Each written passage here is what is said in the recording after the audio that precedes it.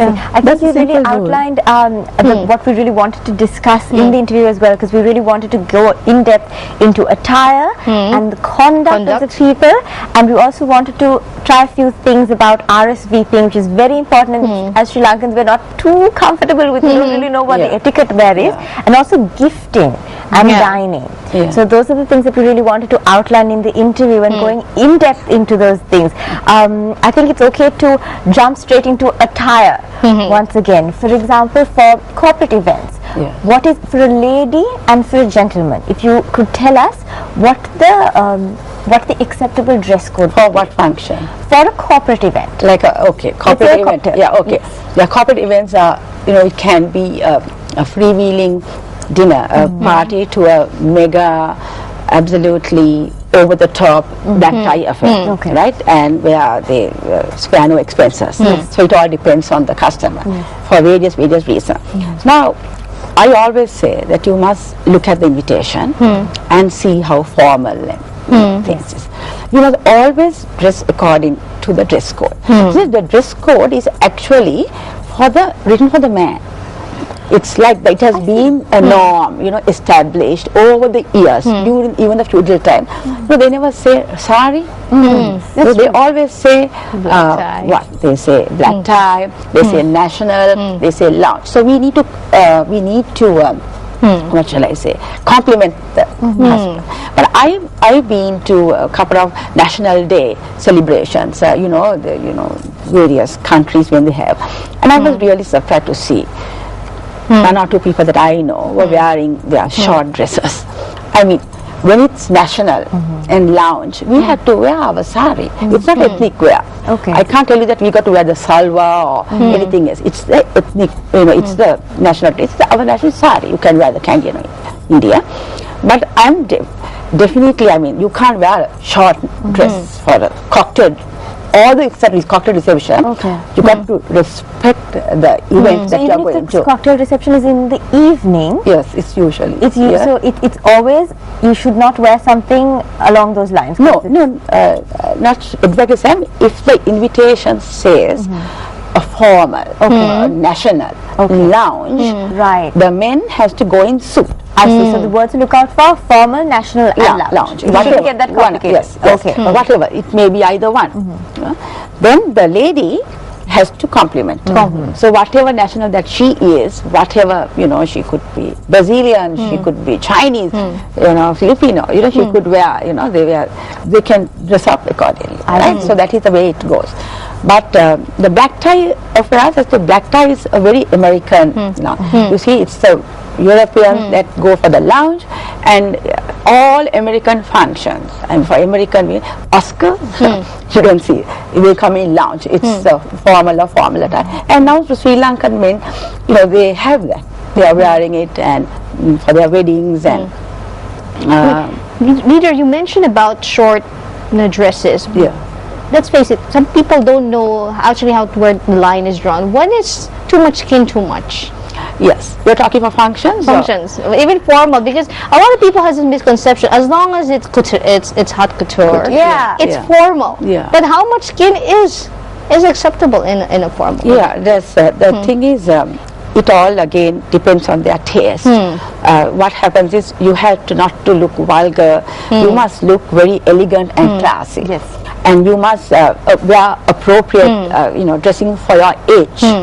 And a lot of them, when they are young and thin and skinny, I mean, because of their figures, they can actually wear a lot, a lot of things. But they can't expose too much of their flesh even, especially for like formal dinners. When they say sometimes you can have, if you don't have the sari, you can wear a long, like a floor sweeping, long dress for formal. But sometimes it could be like a halter bags and spaghetti string. You can actually have a shawl or something, because sometimes it doesn't look that nice. But sometimes some people look very very attractive. I would say I like trendy clothes. I must, and I like to look others also wearing nice trendy clothes. Well, if I could just ask Shiro, being a verified hairdresser into that, when is hair too much and too little when it comes to formal event? Because ladies, it's very crucial for ladies. We spend 6 hours in the salon. But then you go to an event, you see some beautiful lady, but the hair is just a little too much. Yes. When is too much hair too much? That's a good question. Now suppose we have seen this younger generation, especially, they like to have their hair let loose.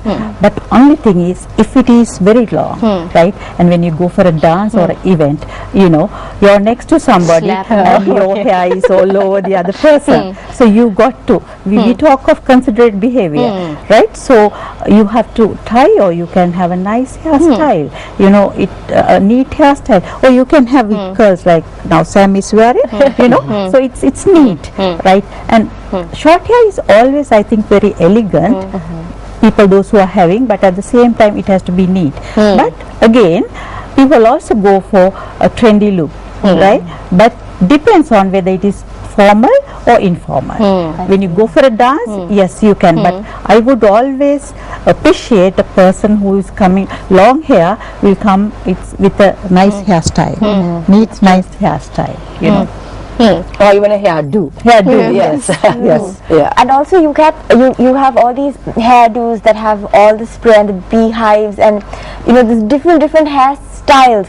Is that appropriate for something, let's say even a black tie event? Is it expected to have like your hair perfectly coiled? Of course, lovely. Why Audrey Hepburn, if you can remember that. The way they do it, I think it's very classy and classic and elegant. Yeah, and as she said, so you have to par with the husband, so you have to go with it's so elegant and you look sophisticated in that, that's what matters when you go out for that.